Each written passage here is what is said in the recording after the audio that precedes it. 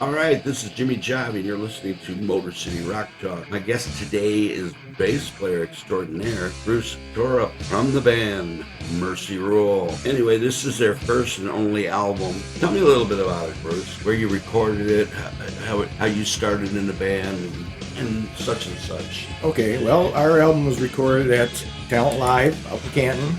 Rick Young was the producer and the engineer and everything else. We had the songs written already. We went in there and rehearsed on the big stage and then recorded most of the stuff live. How long did it take you? I think it took us about a week or so. That's not bad. No, and the only song that wasn't written was If You Only Knew. And that song I wrote in the studio because we needed a ballad, and so that was the song that I wrote in the studio. As far as history and starting out, I believe that we started out back in 1981, and I was going to Henry Ford Community College at the time. Yeah. And I joined this Christian Life Fellowship group, and I was there to find a wife, actually.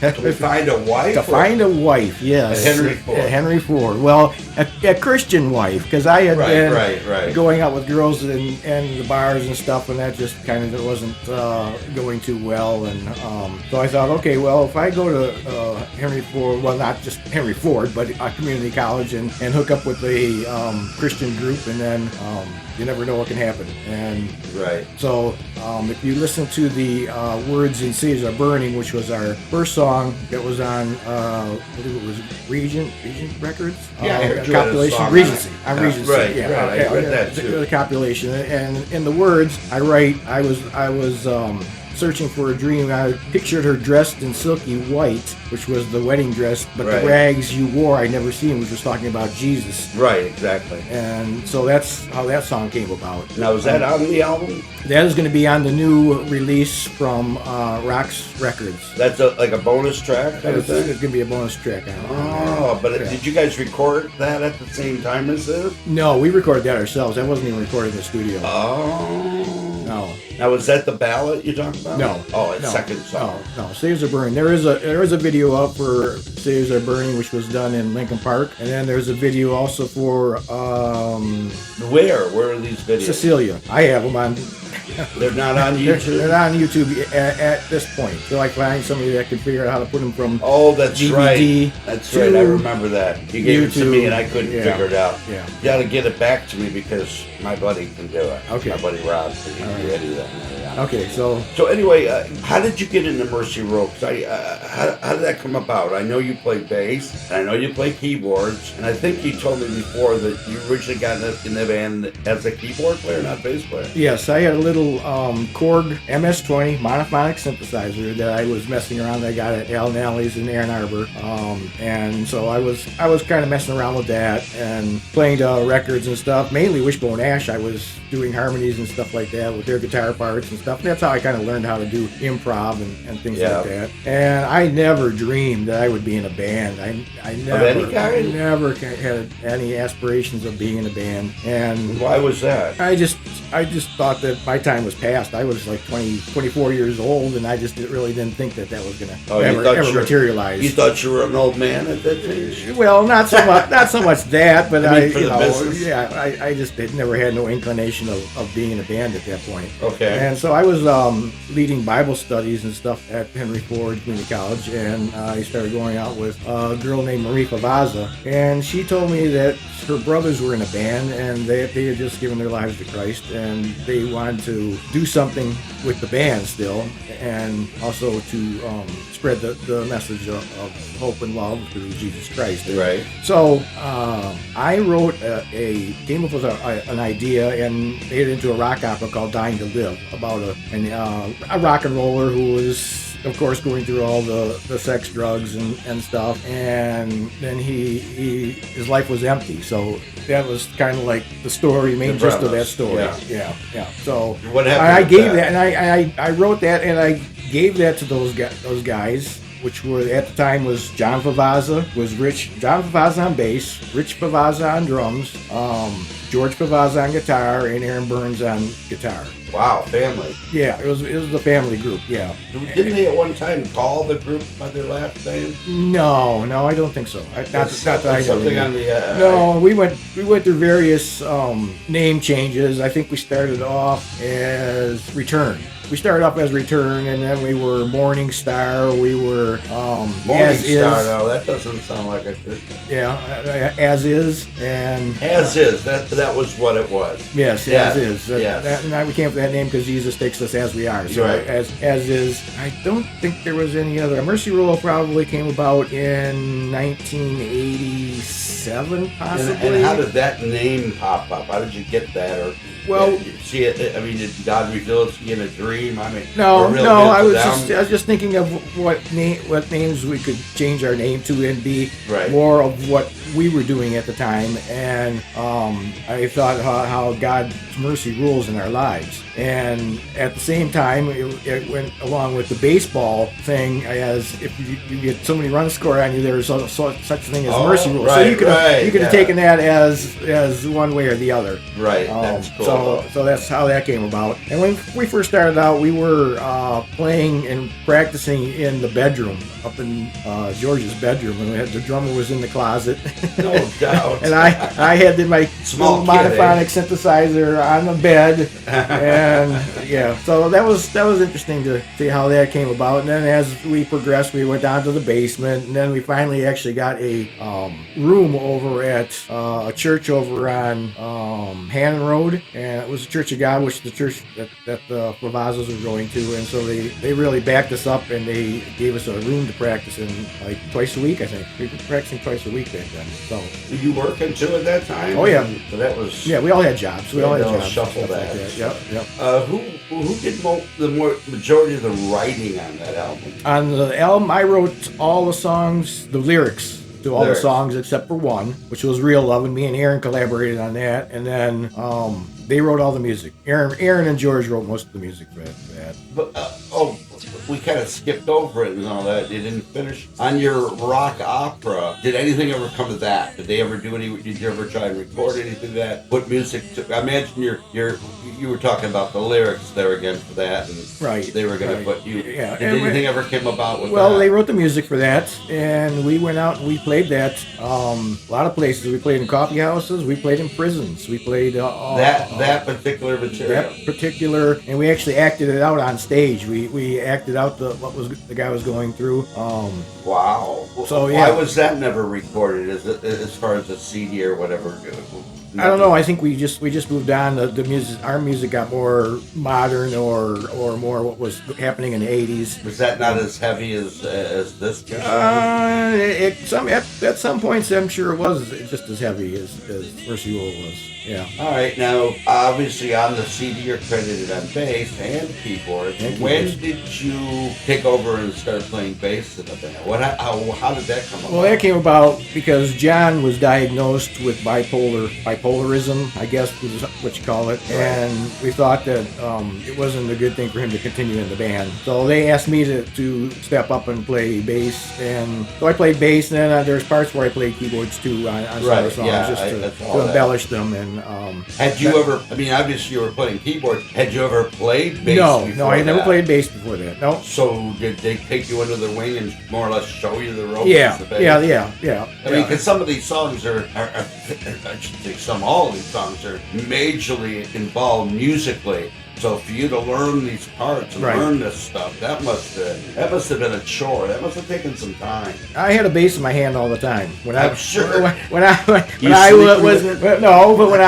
watching TV or something like that, anything like that, I had a bass in my hand and was playing up and down the neck all the time. So I know learning the bass, but I mean learning the actual song. The songs once you know the notes on the bass, all they have to do is tell you what the notes are. And but I mean, did they chart it out for you? No, they didn't chart them. No, they just showed me where the notes were at, and then once I learned that, then they told me, okay, we want you to play C to D to E, and then back to and you kind of get the rhythm and stuff like that of it. Now, I didn't play all of the bass parts. That's what I was going to ask. On the CD, there were songs like Black and White, which were way too fast and to save time and effort, Aaron played most of those bass parts on Black and White. Were you able to then reproduce it live? Yes. Did you eventually learn all that stuff? Yes, and get up to speed on that. Yeah. Oh, okay. Yeah. Mm-hmm. So tell us a little bit about some of the songs that are on here. Favorites, ones that you thought came out better than others, stronger ones than other. The basic breakdown on the stuff. Okay. Well,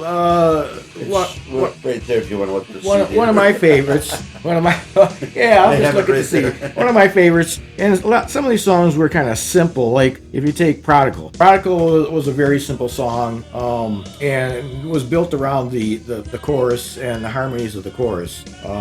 Black and White was a very difficult song as far as it was fast. Yeah, you were saying because on the album they did the bass. It was very fast, very heavy song. The Ballad, which was If You Only Knew, was probably my favorite song, only because it was written in the studio at the time. And by you? By me. I wrote the lyrics. Musically or just the lyrics? Just the lyrics. Okay. And Aaron came up with the music, and I think that was probably my favorite song, just because it was written in the studio, it was written on the spot. Right. How long did that take to go? Did you have these lyrics for that song already in your head or in mind? No. You were inspired in the studio to write it? Inspired in the studio to write Wow, that song. that's pretty good. Yeah, yep. Any of these, so that one's pretty much your favorite, obviously. Yeah. Any of these that you didn't think came out as well, or are they all? Well, all the songs could have came out probably better with better production. I think the first song, which You Lied to Me, on the demo came out a lot better because it had this explosive sound, and Rich missed one hit on the drums, so he wanted to redo it. And when he redid it, it just didn't have that same explosive. How was it working with Rick Young, the producer on that? I know him and worked with him also with another band, Chain Reaction, but not on anything like this. How was it working with him? And how did you decide, or what made you guys decide to go there specifically to see it or work with him? Well, obviously because they lived in Wayne and right down the road on Michigan Avenue, so it was a close proximity for us. Rick liked to talk a lot. Yes, and that kind of like ate up a lot of money, even though not realizing that, but we realized that he was talking. We tried to always keep him back on track and get to the task at hand. Was he talking just nonsense, or was he talking ideas about what to do? No, he was talking about his past experiences with his band and everything else. Yes. So. And what, he was trying to relate it to what he was doing with you, or just and how did that work out? Well, we spent $2,000 on the studio, so he got his money's worth. He got his money's worth. I think the production on this is very good. Yes. I think it's very good, and I'm real anxious for the reissue. Yes. Because that's not only being reissued, that's being remastered. It's being remastered, right? From the original. Original. Well, that I don't know. The original is on DAT, so I'm not sure if it's being original from the remaster. It's being remastered, but I don't think it's from the DAT. I think it's being remastered from the CD. Oh, okay. Now, how did that come about? And I have no idea. I just know that Aaron got a call from somebody, and they said that they wanted to remaster the CD, and he had to sign an agreement. They wanted to put on the Cities Are Burning on there, and they wanted to do a new cover, which was fine with me. They wanted to do. They're paying for it, so yeah. Yeah, they're paying for it. They wanted to do 100 vinyl. I'm not sure if it's gold vinyl. I think it is gold vinyl. Wow. And I think they wanted to do another 500 CDs. Originally, we released 2,000 cassettes and 200 CDs. So that was never on vinyl? It was never on vinyl, no. Okay. Although Aaron found a copy of it from Russia, so they put it on vinyl. Don't ask me how. But did he actually get a copy? Yes, he had a copy. Wow. But it was very flimsy cardboard. Very flimsy cardboard. Now this company is this a label that's doing this? That's reissuing this? I believe it's I guess it's a label because they're doing all kinds of reissues. Not only Christian bands, but a bunch of other bands and stuff. That's what I was wondering. Yeah. Was it mostly Christian? Was it across the board everything? No, I think there's all kinds of bands on there. Any that we would know of, or that you knew of? That I don't know. I went on to their YouTube channel and looked and saw a few things, but I just can't remember what they were. I know that they had just reissued Sacred Warrior, from Chicago. They did their three releases on vinyl. So, 3? Yeah, they did 3. Yeah. Mm-hmm. And they're reissuing 3 from them? Yeah. Wow. Yeah. That's something. Yeah. Where did you? You mentioned earlier and stuff that you did a lot of shows in coffee shops and in prisons. Did you play at a lot of like church fairs and stuff for like youth groups or anything like? Where did you guys mostly play? Yeah, we did that, but also we played in clubs. We also played the Token. We actually had our CD release party in the Token, and we played out of the Michigan area. We played over in Chicago and in Minneapolis, Toronto, and in Nashville. So when we went down to Nashville, we were playing 3 nights. 2 nights at Sal's Rock Block, which I don't know if it's still there, but this is the '89. This is when our CD came out, and our manager at the time told us we were going to make such and such amount of money, guaranteed money. And then when we got down there, there were 6 of us. There was 2 roadies and the 4 of us, and we had 3 hotel rooms. And so there's 2 in each hotel room. Well, later on we found out that we weren't getting that guaranteed money. We were only getting money from the door, and so we had to go down to 1 room. We had 6 guys in 1 room because you were paying, obviously. Because we were paying, because we were paying out of our own pocket for that. So it was just a mistake that your manager made, or he was just misled. Yeah. I think it was a mistake that he made, but so it wasn't written. It wasn't a written No. contract. How did you guys at that time go over in somebody's typical like rock clubs? Because you mentioned Token Lounge. I mean, were you really portraying the Christian part of this, or were you just trying to rock out, or both? Well, both. I think both as a rock band, but I think that I came from the school of thought, and I remember reading an article with Gary Livgren about you can either be a Christian musician or you could be a musician that's a Christian. And so there's 2 different ways to look at that. And I felt that it was more important for us to be musicians that were Christians and being able to go into those clubs and rock clubs. I don't think a lot of Christian bands ever played in a lot of that's why I was clubs. Wondering. And so that's the take that I really thought was better for us to. Did you guys do any opening slots for the Christian band? Yes, we played some bigger shows. We played some auditoriums.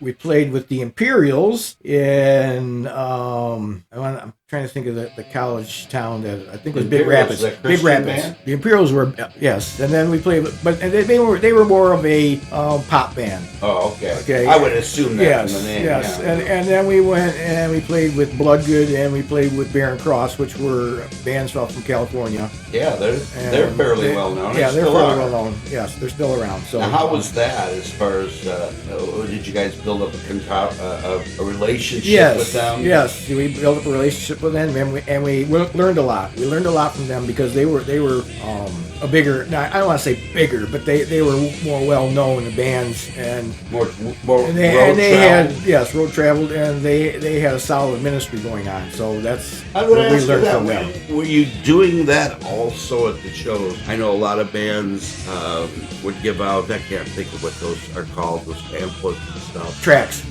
That's it. Yes. Are you guys doing that also? I don't think we gave out any tracks, but we always tried to meet people one-on-one after the show and share our faith with them that way. So did you during the performance? Did you talk about that? Yes. Aaron was the spokesperson back then, and we all had our bits to say. I think how God changed our lives and stuff like that. During the show, or to introduce a song or something like that. And the main ministry actually came from If You Only Knew. That was a song we kind of slowed down, and Aaron was able to talk over the music and then go back into the songs. And so that was why that became one of my favorite songs. What were memories? I mean, we're both older now. You're in your 60s. I'm in my 60s. Some of your fondest memories of some of these shows. that maybe just had a phenomenal night, or you didn't have a phenomenal night, but afterwards you were able to connect with somebody on this and maybe change your life for Christ? Right. One of the things that I remember the most is we were playing in Dehoko, which was Detroit Correctional Facility, I believe it was, and my brother had been killed by a drunk driver back in 1982. I didn't know that. And that person that committed that crime was a hit and run, but he later turned himself in, and he got 6 months in Dehoko, which that was before MAD or any of those other organizations. Right. But anyway, he was in that prison when we did our rock opera, Dying to Live. Okay. And I was able to get up on stage after the show and see if he was in the crowd and let him know that he was forgiven. And I had a Bible for him, and even though he wasn't in the crowd, there was guys in the crowd that knew him, and so I gave them the Bible and told him to make sure that he got that Bible. Do you think he knew you guys were there and you were there, but just I don't know. Bad? No, I don't think so. I don't think he knew that we were. That had to be kind of difficult. Yes, emotional. Yes. Yeah. But there's definitely one that sticks in my memory. I want to think of some of the other shows that we did. The show in Nashville went really well. I think we outdrew some of the bigger bands that were playing there. Are you talking Barren Frost? No, I'm talking about White Lion and Warrant. And, really? And yes. You were playing with them, or no? We weren't playing with them, but we outdrew those bands when they came to play at Sal's Rock Block. Wow! So that was kind of interesting. I think there were people showing up to see what a Christian band was, that was playing rock music was all about. I think maybe there was a curiosity that. What kind of crowd or audience numbers would you have played at those? I'm not familiar with that club. Yeah, it was a small club. I think we had like 200 people there. So I mean, but we were there on a weekend, so that probably helped too. We were there Friday and Saturday, and then Sunday we played in Murfreesboro at a college town. Now, how did those kind of college shows go as far as that? I know a lot of bands did college shows back in the day and stuff because they're trying to connect with younger audience and stuff. How did that go for you as far as being a Christian band, being a hard rock band at that time when the whole music scene was starting to change? Right. Yeah. I think that we were right in the tail end before grunge came in. I think that, and we were more considered a hair metal, melodic rock band. So this doesn't sound overly melodic to me. There's aspects of it, I guess. Yeah, well, it was in the singing. It was in the singing, not so much in the great harmonies. Yeah. Great harmonies. It's very tight. Amazing to me, but I know that's how a lot of bands did it back then. You got in there and you had a week to do it. Some bands took less time than that, but I mean, come up with something this strong, powerful, and connected in a week. You should be proud of that because it's a great accomplishment. But we were well rehearsed. We were definitely well rehearsed too, and we had recorded some of these songs on our own on 4-track. So we had demos already of what we were going to do. Now, speaking of which, I've never recorded other than the time with you. We'll talk about that in a while in an actual studio before. How did it lay out as far as that? Did they record the drums first to like a demo that he played to, or did you guys play it live, more or less the songs live, and then redub over it? How did that work? No, we did almost everything live. As far as we were on a big stage, they have a big stage over at Talent Live, and we did all that stuff live, and then the guitar leads and things like that were done after. The singing was done after. The harmonies were done after. But I mean, if you're doing that live like that, is he singing while he's doing it, or you just no? Is that a little more difficult to connect with the parts without the vocals? I think we all had headphones on, so I think that we all might have had the vocals going through the headphones, just not being recorded. Right. So so he was singing it then at the time, or vocals from a demo? I think the vocals from the demos. Okay. It's been a long time. It's 89 to 34 years ago. So my memory fades. So of course, I'm trying to remember. Of course, all of our memories fade. But I kind of thought you might have done it live, but this doesn't sound that way. That's what I was asking. This sounds, to me, as professional as anything else that would have come out at that time. Right. As far as production. Thank you. Appreciate that. I mean, it's truly, I wouldn't think this was live in that aspect at all. Like I said, I know bands that have gone there and played live, and then put the headphones on, the drummer replayed his part, and Right. then a bass player. Right. But you're saying other No. than overdubs, you didn't do that. No. The bass or anything. Well, there again, there's Well, keyboards in this, so you must have done that with the keys afterwards. Yes, right? yes. You weren't playing this. Yes, I had headphones. You weren't doing the game. I had headphones on, and I was playing to the songs. Yes. So that must have been a blast, though. I mean, Oh, it was a lot of fun. There was no like stress or anything like that. We weren't under any deadline or anything. We were paying for it ourselves. The only thing the record company was doing was distributing it. So right, but that's a lot in itself, though. yes, because you didn't have to pay for the pressing or anything. No. Or the cassettes or the Right, CDs, right? no. Now, obviously, you still have your original copy of the CD yes, or a copy. one of 200. Do you have a cassette version of it? I do have a cassette version of it. Yes, And very soon you'll have a remastered version. A remastered Yes, version yes. and a vinyl copy. Yes. Are you looking forward to that? Are you really? Is it Oh, yeah, piquing- yeah. Is it really piquing your interest as to what they may do with this as far as remastering? What do you think they could do with it? That Bring the bass out. Bring this out. What? yeah, I'm not really quite sure. I know that Rich already has been sent a copy of just a CD and no Of the actual- artwork, right. no artwork, no nothing, no just the And remaster. have you heard it? And I have not heard it yet, so I don't know. And you haven't talked to him to see what his No, take was on it? No. And I think you mentioned this before, but refresh my memory. And when is this supposed to take place? Do you have any idea when this is going to come out? I would think sometime this year. I would hope sometime this year. So they haven't given you an actual proposed date or anything. No, It could not be yet. anytime this year. Yeah. Okay. And did they give you any information on how the general public can buy it? Is it? I believe it's only on their website. site? It's on their website. Sorry to interrupt, but I think it's No. only on their website. No, that's fine. Yeah. And what was the name of the record company or the company? That's Rox Records, ROXX. Well, that's pretty close to this label, Rex the Rock. Yeah, Rex the Rocks. Rocks. Yep. All right, Bruce. Let's step a little forward. How did the band end? What came about? How did it?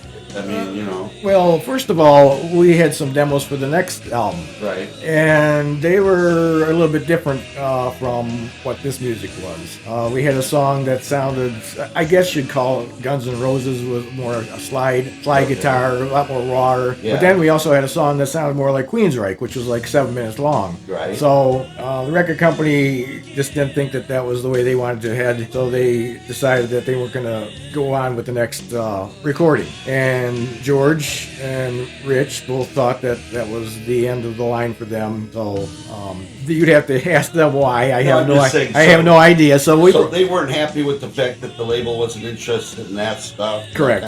Yeah. Caused a little bit of dismay. Yeah.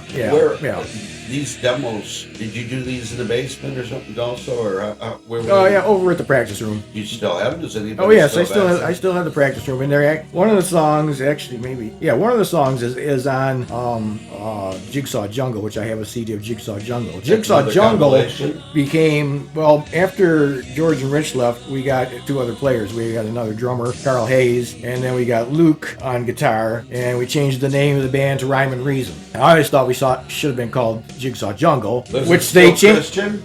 Yeah, Okay. I'm still a Christian band. So after I left the band, then they changed the name to Jigsaw Jungle. So, and they recorded at Aaron's house, and this CD was recorded at Aaron's house. So that has Back to the Bone on it, which was the song that sounded kind of like Guns N' Roses. Now, what made you leave? Well, my wife wanted to have children, and I couldn't have kids and be in the band at the same time because the band was taking up a lot of my time. Yeah. So that's basically what happened. That's totally understandable. Yeah. And she had put up with the band for probably 6 years. She put up with it? They put up with the band. Yeah. No, she was into it. No. Right. But I thought it'd be Life selfish changes. for me to not do the family thing. the family thing. Right. Exactly. Sure. But you have what? 2 sons. Two right? sons. Yes. Yeah. Now, did they pursue anything in music, either of them? Joshua actually did in high school. Joshua played guitar, and he played drums in the symphony band, or in the jazz band too. I think he played guitar in the jazz band and drums in the symphony band. So was there ever any consideration of you two playing together? I mean, I know you have your home studio. We did, yes, and I have a video of it that we played up at Plymouth Rock, and we got to play. When was that? Well, Josh was 16. He's 30 now, so I guess that was like 14 years ago. Oh wow! Obviously, that was before I knew you. Otherwise, what was that? What was that like? I mean, what kind of music were you playing? Were you writing it? Yes, I had actually written a song for Ronnie James Dio when he passed away, and that was the song that we played together. And Joshua had never heard it before that night that we played it on stage, but he came through and he really blew it out. Song about Ronnie James Dio. It was only a instrumental. So what was the title of the song? Gosh, I don't even think I have a title for it. So I mean, you don't think you have a title? There's no vocals, no lyrics. Right. It was just a jam. Was it in the style of Dio? What? Yes. It was something that you could have put on a Ronnie James tribute album. And in fact, I mentioned that a few times. I played it not only that time, but I played it at a few other open jams. So it wasn't any kind of dig on him. No. It was a tribute to him. Okay.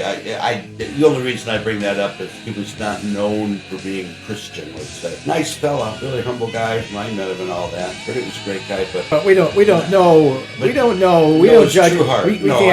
We can't judge. That's true. We're by not here to the outside. Judge. So, that's true. That was why I was just wondering why him in particular, because I know there was some. And I met him. I met him in Vegas, so I had a connection there. Because I know he being Italian, he probably grew up Christian or Catholic or something like that. Might have had a father. That was why I was wondering why specifically it wrote it for him. Okay. So it was just basically a tribute to somebody that you.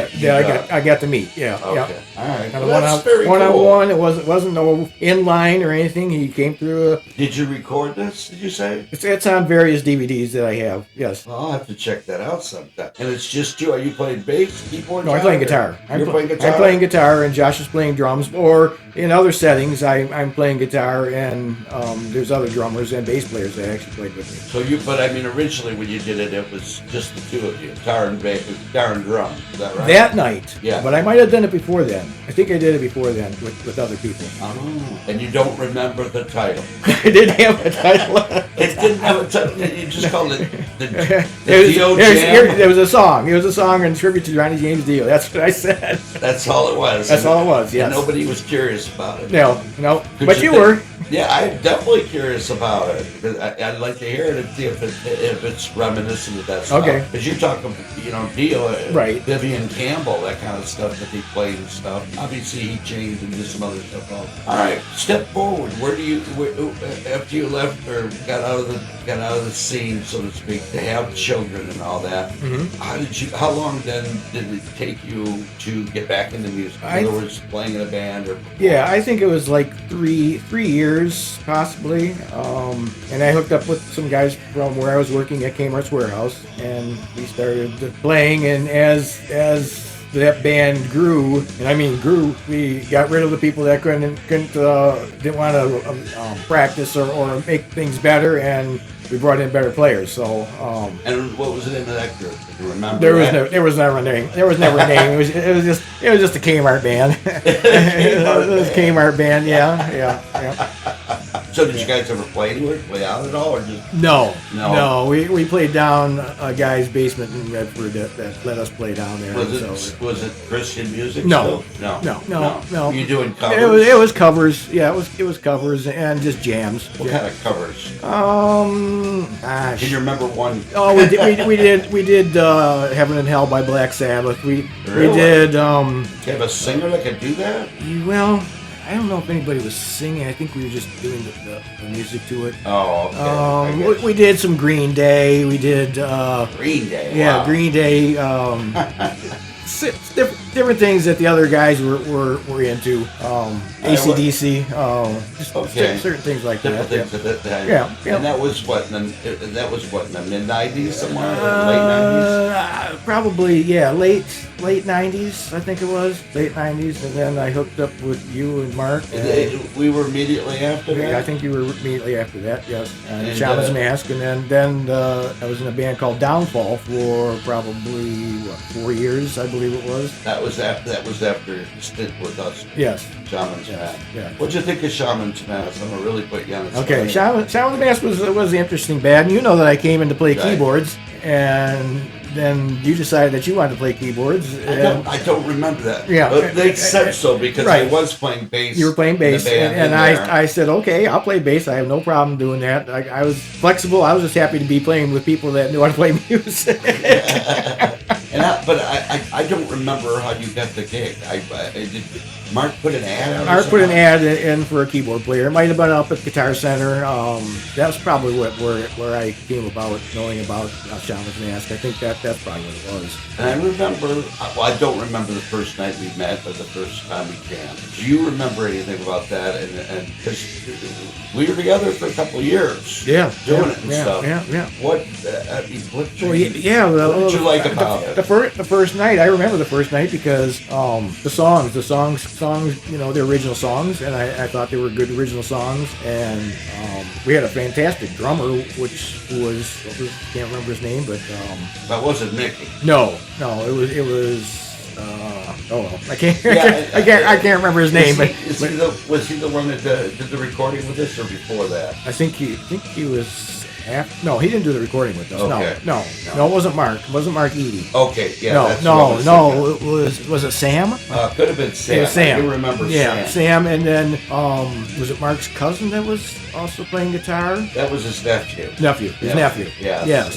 Yeah. And that didn't work out it did for a while. Right. It was very cool. Right, but at that first night, it was kind of cool because here I was with musicians that were really good, and I was. And you were playing keyboards that first night, weren't you? No, I don't think I did. I think we switched before we even started. I might have played one thing on keyboards, but I don't think I played the. So you auditioned for a band for keyboards and never got to play. Yeah.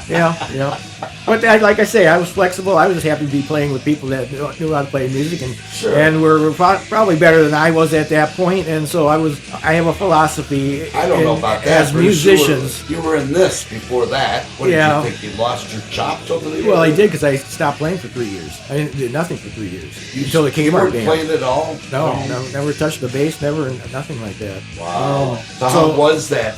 After that long a period of time, it was very emotional. The first time I played, I cried. I cried because it was very emotional. Even though the guys that I was playing with couldn't play, it was very emotional for me just to play again. What do you mean the guys couldn't play? Are you talking about Down? Or who are you talking about? I'm talking about the Kmart guys in the beginning. Okay. Yeah, and the only reason that the drummer actually had Rich's from Mercy Rule's old drum set up in his. How did he get a hold of that? I have no idea. But he took me up there and he showed me his drum set. He goes, "Yeah, I got a drum set." And I looked at him and I go, "Oh my God, that's Rich's old drum set. Are you kidding me?" Because Rich had this great Yamaha. It was like a blonde wood. The sound was just amazing. A 26-inch drum, kick drum, a single bass drum. And because of what we were doing as far as the visual aspect of the clothes we were wearing and stuff like that in the 80s, he got his drums painted tiger striped red. That's cool. Yeah, it was cool, but unfortunately the paint sucked all the sound out of the drums. Oh, right. That's what did you paint it himself? No, he didn't paint it himself, but he didn't have a professional drummer do it, or a professional painter do it. So yeah, so that's why when I played with those guys, it was even though they and the other guitar player wasn't very good. Well, neither was I because I hadn't played for 3 years. But like I say, I cried a weep. Tears in my eyes. I can imagine. All right, the Shaman's Mask project, the recording of the CD. What did you think of that? I remember the night that we hauled out there. We hauled our gear in a caravan in a blizzard, and to shovel our way into the studio. Yes, we did have to shovel our way into the studio. Yes, the sound check. Yes. What were your thoughts on that recording? Oh, it was good memories. Good memories. Oh, it was a good time. It was a good time. We picked up the whole basement vibe and brought it over into the studio, from our instruments and our amps to our lava lamps and black lights and everything that we were experiencing down in the basement. We wanted to experience that in the studio. Right. We wanted to bring that into the studio and capture that same vibe, and I think we did. I mean, I just remember. Well, I remember a few things about that. The fact that the three of us were in the one main room, where we got our gear partitioned off in another room, and we're playing with headphones and whatnot. And Mark's out in the hallway. He had an issue with the headphone. Now, the reason I mentioned that is, do you think that changed the potential for the sound on that album? I think that was, in my opinion, the album itself, I think the songs are pretty strong. Some are better than others, obviously, but it was over-compressed. And the reason I say that is the overdub, this and that, but it was just too much, especially considering we had done an album of CD before that, before you were in the band with the other guys, in the basement with a mobile unit. Right. And I still think to this day that is a richer sound. And they spent a lot more money in this studio doing this, and a lot more time to do this. So what were your thoughts on the ultimate outcome of that album? Well, obviously, as a musician, you always look back on things and say, well, we could have done this better, we could have done that better. I guess it is what it is for the time. And well, I don't think there was any issues with the playing. I mean, we did each track three times. I think that was solid. But as far as production goes, things like that, those things could have been done a little bit better, and you always look at that and say, well, what can we do next time that'll make it better? Right. That's true. And that was my only thought. It was a strong album as far as like the songs. The songs were good. Yes, were good, and I think they were played well. I know, like we said, play over it. Yeah. Eliminate the whole drum tracks and have them. Just play over the thing and do it that way. Especially considering the fact that all the time he ended in spending in the studio trying to editing. Editing it. Yes, correct. To me, that was. Do you think that would have made it a little better, a little stronger, or would it think it made it different? I think it would have. Yeah, and because I remember this much, we didn't say much about it. No, because we weren't paying for it. Yes, we weren't paying for it. Mark was paying for it, so it was his project. We were just along for the ride, and I understand that. Yeah, I was fine with that. What caused, in your mind, the demise of the band? Well, obviously, Mark's health issues were probably the biggest thing. Yeah. I mean, were you getting at all disillusioned with what we were playing or how it was going? No, because even when you weren't there, and it was just me and Mark, and I was trying to figure out who the drummer came. Oh, was that Jason? Jason on drums. Yeah. So I mean, and we were still playing and having fun doing even some of those songs, or coming up with new ones. So right. I don't really remember the reason exactly why I was out. I think I didn't have time for it, or some kind of thing. I definitely wasn't helping. Right. Or I was looking at something, because I eventually obviously went on and did the cover band thing, which was a disaster. But neither here nor there. And stuff. What are you doing now musically? Are you have any plans for anything as far as starting another band, or are you just going to stay in your studio? No. I play probably 3 times a week. I get to bring other people over into my studio. Scott's been there. Scott's played there a couple times on keyboards, and I have a drummer named Steve. He's a great keyboarder. Yeah, he's a fantastic keyboard player. He's a pretty darn good bass player too. Yeah, I'm sure he is. And I've got a drummer, Steve, and he's a fantastic player. I played with him at Open Jams before. Right. So my best playing was with Steve. Do you have a kit down there, or does you bring a kit? No, my son has left his drums there, and cool. they'll never leave though. They'll never leave the studio. No. I mean, he's moved out, I would assume. Oh, yes. But they're going to stay there. Yeah. Does he ever come over and play them at all? Unfortunately not. No. That's too bad. So the music gene didn't kind of continue with him as far as that. Yeah, no, even though he's a fantastic drummer, I mean, and probably a good guitar player, he just didn't want to go beyond that. Yeah. I'm going to end this with saying I love the album. It's been great talking to you as always. Well, thank you. We could go on for hours. Yes, we could. Different stories, but stories. we pretty much covered it all. And I know you've told me before and stuff. I didn't realize you had drums over there and a drummer. I'd love to come over and jam with you sometime. Oh, well, you're more than welcome to come and I don't want to play guitar anymore. My fingers aren't quite right. Okay. But I think that would be fun. Anyway, this has been Motor City Rock Talk on Jimi Jive. I'd like to thank my guests, Bruce Tordrup from Mercy Rule. Great music. This album, Mercy Rule, and what was the title of it? Overruled.